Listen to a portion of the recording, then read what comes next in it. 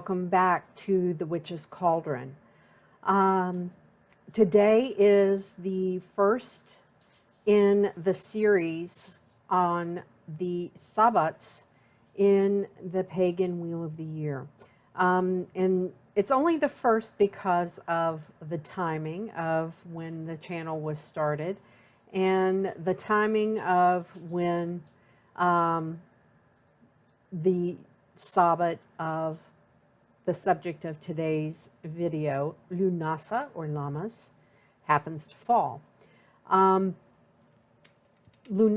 or Lammas runs from the evening of July 31st through the evening of August 1st. And it's the first of 3 harvest festivals in the Wheel of the Year. The other 2 harvest festivals are Mabon and Samhain. Now, Lughnasadh honors Lugh, the Celtic god of light. The alternate name, Lammas, is derived from the Old English term for loaf mass, during which time loaves of bread would be consecrated.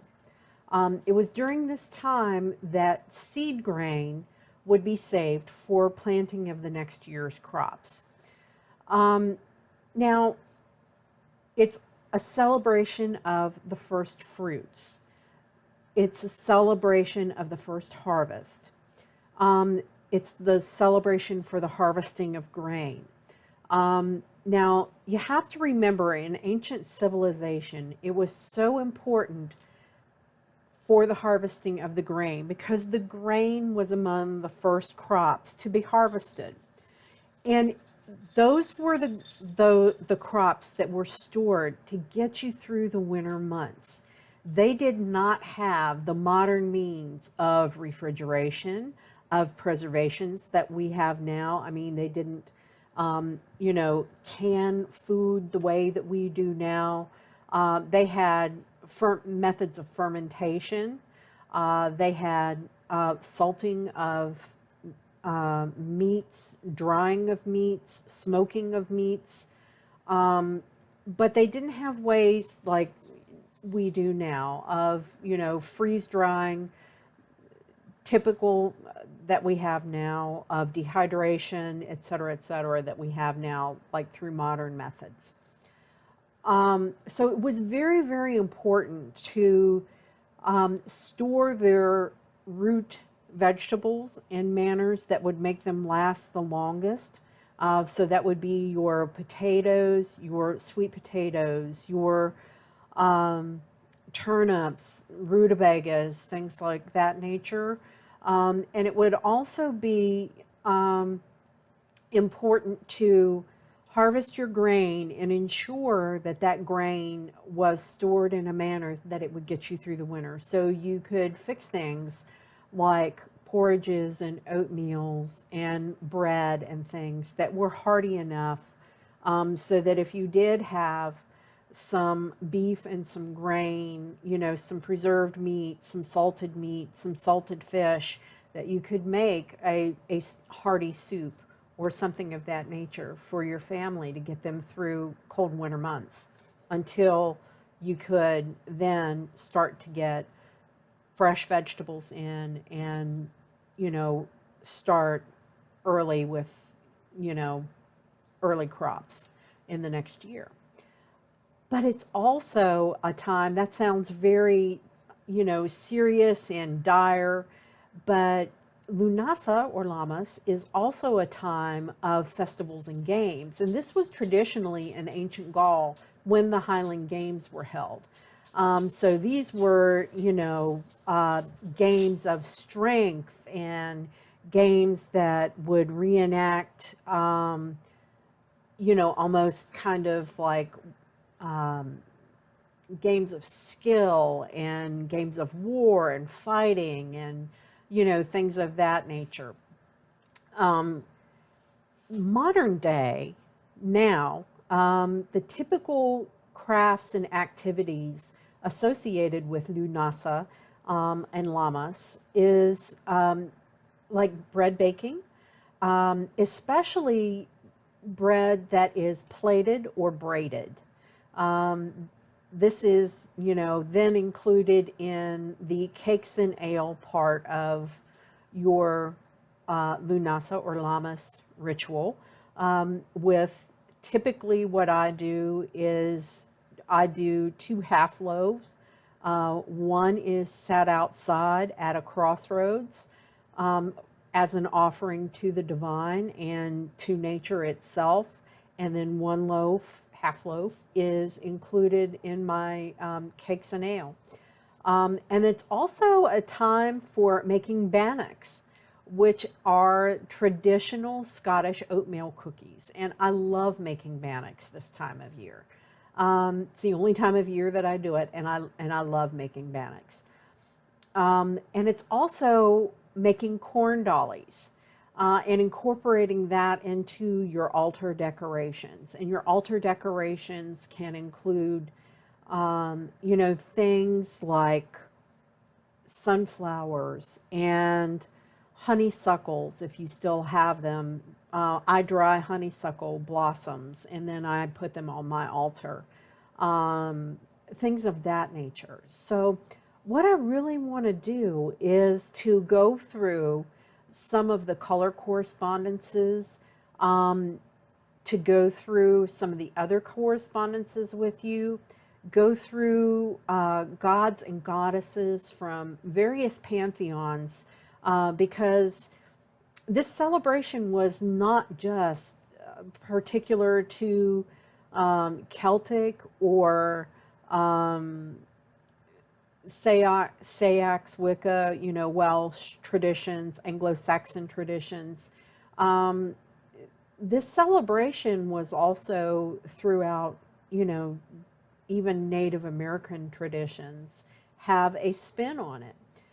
Because that first harvest and the preservation of grain and making sure that you had seed for the next year, putting stores up to get you through the cold winter months, preparing for the cold winter and everything was, universally important across civilizations. So it didn't matter, what part of the world you were from, whether it was India, Native American, or ancient Gaul, it was equally important no matter where you were. So there were various gods and goddesses from all over the world that were associated with these first harvest festivals. There are also various agricultural and ritual tools that are associated with this celebration in particular. And then there are various intentions that are particularly important this time of year. And then there are particular types of magic that are usually done this time of year. And they're not necessarily, I'm going to call it common types of magic that are done this time of year. Not that you typically hear of, unless you've got a few years under your belt as a magical practitioner. So let's get into some of the correspondences for Lughnasadh or Lammas. And the first thing being colors, because when you think about, setting up for Lughnasadh or Lammas, you think about putting together your altar and, about colors that you can incorporate for your altar. So you want to think about very kind of earthy kind of colors. So, that can be brown for the earth, and you want to think of like golden colors, like the colors that, wheat is, and the sun, and the golden yellow colors.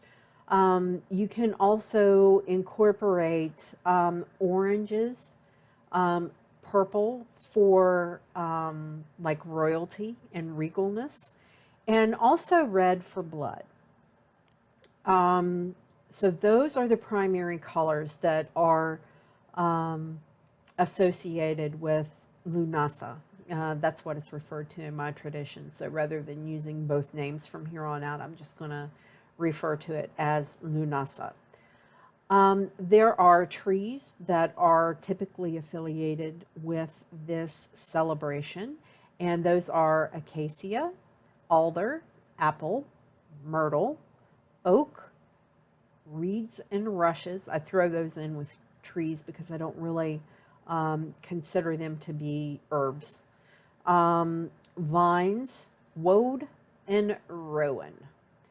The herbs that are affiliated with Lughnasadh are blackberry, meadowsweet, sage, aloe, depending on where you are in the world, ginseng, various grains, particularly like dried corn and wheat, arum lily, ash, that's a tree, sorry. No, it's ash basil, excuse me, that's a plant, ash basil. Borage, daisy, fennel, heather, honeysuckle, and poppy. The gemstones that you can easily incorporate in your altar are citrine, yellow diamonds, peridot, tiger's eye, amber, and rutilated quartz. Now, the goddesses, like I said, these go across various pantheons and even go into Christianity, because there are some saints that are affiliated with the first harvest festivals. And there are some of these that I know I am going to murder the pronunciation. I apologize in advance. So the first one is Ein, A-I-N-E. The second is Anu. Then there's Arianrod, Artemis, Blodavad, Carmen, Ceres, Caradwin, Chicomicoatl, the Corn Maiden, Cotis, Cybele, Damara, Danae, Demeter, Diana, Ellen, Eponia, Ereshkigal, Falu,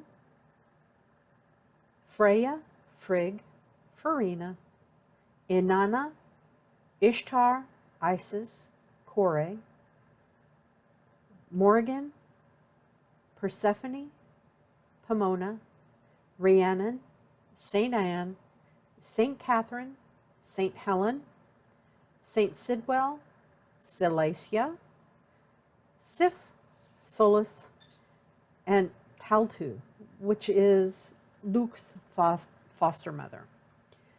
Now, the gods that are associated with Lughnasadh are Adonis, Attis, Bran, B-R-A-N, Cromdub, Cronus, Dionysus, Dumuzi, Gilgamesh, Gophanon, Hades, Hephaestus, Heracles, Lu, L-L-E-W, Loki, Lugh, L-U-G-H, Mithras, Muri, Ninurta, Odin, Orpheus, Orpheus, Osiris, Prometheus, St. James, St. Lawrence, St. Oswald, St. Patrick of Ireland, Set, Thor, Vitumnus, Vulcan, and Wayland. Now, the animals that are typically associated with this festival are cattle and chickens. Those are the two primary ones. There are two ritual tools that are associated with this Sabbat, and those are the staff and the stang. Now, most of you are probably familiar with a staff. It's just, a straight wooden long stick that's, about person high, okay? A staff, a walking staff. A stang is a staff that has a fork on the end of it. And then the fork is about 6 or 7 inches high, and it's equally, you know, equal on both sides, okay? But there are also 2 agricultural tools that are associated with it, and those are the sickle and the flail. And the sickle is used for reaping grain, and the flail is used for threshing to separate grain from the chaff. So the common intentions are accomplishments, agriculture, challenges, the coming darkness, death, endings, release, transformation, sacrifice, harvest, redemption, renewal, mourning, and that's mourning, and protection. And the typical types of, one of the most common types of magic that is performed for Lughnasadh is color magic, some type of color magic.